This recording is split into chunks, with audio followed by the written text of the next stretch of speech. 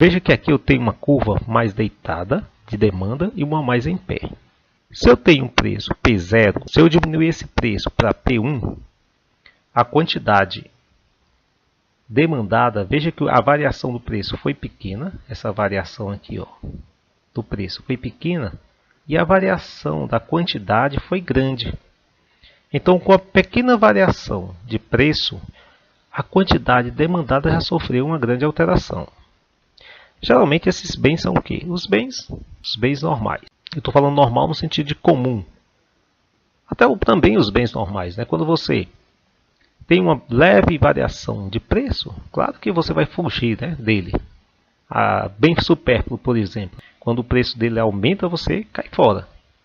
Quando sua renda baixa, a primeira coisa que abandona são os bens supérfluos. Vejam esse outro caso. Na curva que está mais em pé aqui, eu tive uma grande variação do preço e uma pequena variação da quantidade demandada. Quando é que acontece isso? Acontece mais com bens supérfluos. E esse aqui com bens essenciais. Em alguns bens essenciais, a vai variar pouco. Nesse caso aqui, eu chamo de uma demanda elástica. Aqui, eu chamo de demanda inelástica. Mas como é que eu sei quando é elástica e inelástica? Até que ponto ela é elástica e até que ponto ela é inelástica? Veja que um exemplo de inelástica é remédio. Então, o medicamento tem medicamentos para pressão, medicamentos para diabéticos, que o preço pode aumentar. Como devido à necessidade, ele vai continuar comprando. Ele apenas vai deixar de comprar outros produtos. Para eu saber até que ponto é elástico e inelástico, eu tenho que calcular a variação entre essa quantidade e a variação do preço. Quando eu faço essa divisão entre a variação da quantidade do preço, se eu fizer só ela, ΔQ por ΔP, isso não vai me dizer muito. Mas se eu conseguir fazer uma variação percentual, eu tenho, por exemplo, 5% aumentou o preço em 5%, eu tenho como comparar com a variação também percentual da quantidade. Então, eu pego um percentual, eu pegaria então, olha aqui, ó, Q2 menos Q1 sobre Q1 e P2 menos P1 sobre P1. Isso eu tenho um percentual. Então, essa elasticidade preço seria um ΔQ, aliás, por ΔP, vezes P1 sobre Q1. Nesse caso aqui, eu tenho uma elasticidade no ponto. Então, se você pegar, por exemplo, você tem se você tivesse uma reta aqui. Então, você pegaria, numa reta, você pega quem? Isso aqui é o que numa reta? Isso aqui é a tangente de alfa. Isso aqui é a inclinação da reta. Então, você pega essa inclinação, veja que é negativo nesse caso, né? Então, nesse caso, sempre na elasticidade preço da demanda, ele vai ser negativo. Essa tangente aqui, como é negativa, essa tangente, na realidade, é o ΔP sobre o ΔQ.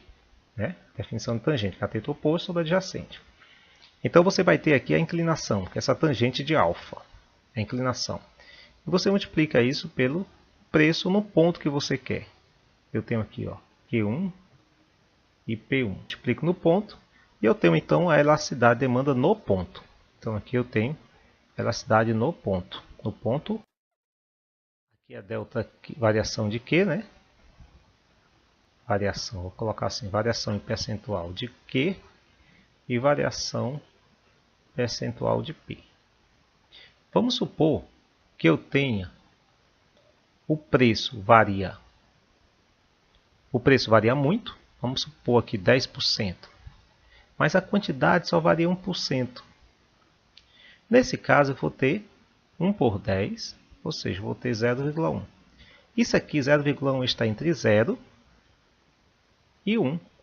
Quando ele é menor que 1, isso em termos absolutos, em módulo absolutos, porque a gente viu que é negativo, né? No caso da demanda, a elasticidade é negativa. Então, nesse caso, eu tenho uma demanda inelástica.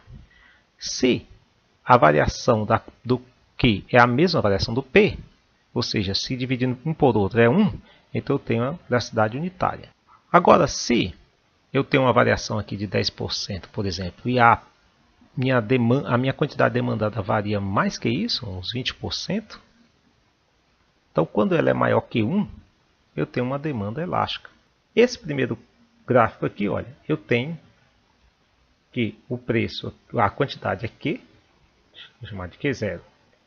E aqui, ó, qualquer variação no preço, eu vou continuar com a mesma quantidade. Esse aqui é um exemplo clássico de demanda perfeitamente inelástica. Esse outro caso, o preço nem varia, mas a quantidade demandada já variou. Então, nesse caso aqui, eu tenho uma demanda perfeitamente elástica. Esses aqui são os extremos da elástica e da elástica. A elasticidade de renda é a variação percentual da quantidade demandada pela variação percentual da renda. Ou seja, aqui vamos supor que varie de 10% sua renda. Você aumenta. Se for um produto supérfluo, o que vai acontecer? A quantidade demandada vai aumentar.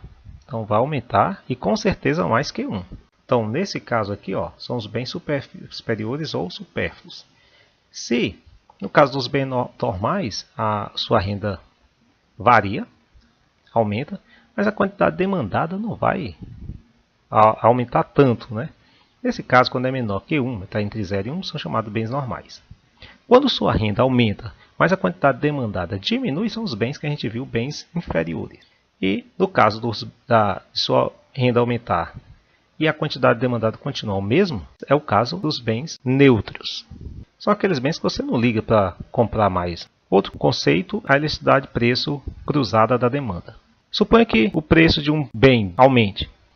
Então, se variando o preço de B, a quantidade demandada de A, ela aumenta, que tipo de bem é esse? Substituto. Então, isso aqui, ó, se aumentar em 10%, esse aqui vai aumentar também. Ou 10, vamos colocar 5%. Então, nesse caso, um aumenta e o outro aumenta. O preço aumenta e a quantidade do outro aumenta e é substituto. Mas se a quantidade do preço aumentar e a quantidade da demanda diminuir, ou seja, ela vai ser negativa, né, porque ela vai diminuir, isso é o caso de bens complementares. O caso do pão e a margarina. E aqui o caso do álcool e a gasolina. E por último, nós temos a elasticidade de preço da oferta. Se o preço variar, por exemplo, em 10%, a quantidade variar em 10%, eu tenho uma elasticidade igual a 1. Uma elasticidade igual a 1 aqui. Elasticidade unitária. Se o preço varia muito, mas a quantidade ofertada não varia, ou varia pouco, eu tenho uma elasticidade zero. Isso aqui é inelástica. Oferta inelástica. Nesse caso aqui, eu tenho uma oferta elástica, porque o mesmo preço, a quantidade demandada aí é muito zero. É mais fácil você entender se você fizer uma pequena inclinação nessa reta. Então, com a pequena variação do preço, a quantidade demandada já sofre uma grande variação. Isso aqui é a elástica, ou perfeitamente elástica. Esse caso é interessante. Toda vez que eu tenho retas da oferta passando pelo ponto zero, a minha elasticidade vai ser igual a 1. Por quê? A elasticidade ela é igual à variação da quantidade pela variação do preço vezes P1, Q1. Aqui é a inclinação, como eu falei, olha. Isso aqui, a inclinação é quem? Vamos chamar isso aqui de P. P1 e aqui de Q1. A minha inclinação é quem? É Q por P. Q1 por P1, isso aqui vai ser tangente de θ. Essa inclinação aqui é a mesma inclinação ΔP por ΔQ. Quando eu divido ΔP por ΔQ, isso vai dar quem? A tangente. Só que aqui, olha, ΔQ é o contrário. Então, isso aí está invertido. Então, se eu chamar essa inclinação de K, isso aqui vai ser o inverso de K, que está invertido. É ΔQ por ΔP. E aqui é quem? ΔQ por ΔP por ΔQ. E o P1Q1? P1Q1, se eu considerar aqui zero, a variação do zero até o Q1 e do zero até o P1, eu vou ter quem? P1, que é esse pedaço aqui dividido por Q1, é também K. Então, isso aqui é K. Quando eu divido K por K, isso aqui vai dar 1. Então, sempre, quando a reta passar pela origem, a elasticidade para esta oferta é unitária.